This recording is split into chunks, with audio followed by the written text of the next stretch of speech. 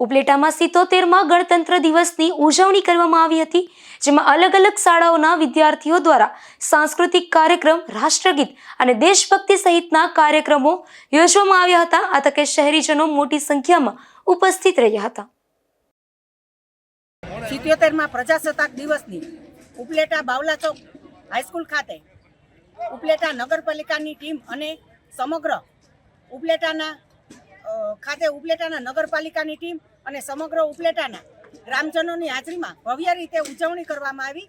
આ પ્રસંગે વિવિધ શાળાઓ દ્વારા કૃતિઓ રજૂ કરી આ તકે ઉપલેટા હોમગાર્ડ યુનિટમાંથી વ્યાસભાઈનું અને સંજયભાઈ બારૈયાનું પણ વિશેષ સ્વાગત કરવામાં આવ્યું, સન્માન કર્યું।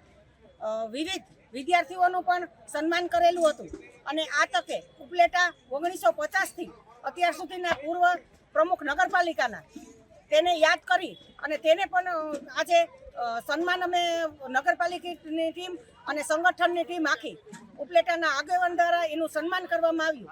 આ તકે ભરતભાઈ રાનપરિયા પત્રકાર તેનું પણ સન્માન કરવામાં આવ્યું।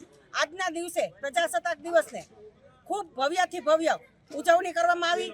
બધા જ આગેવાનો હતા, 18 વર્ણનું બધા જ વર્ણના બધા આગેવાનો હતા અને ખૂબ જ ભવ્યથી ભવ્ય આજનો દિવસ ઉજવવામાં આવ્યો। જય ભારત।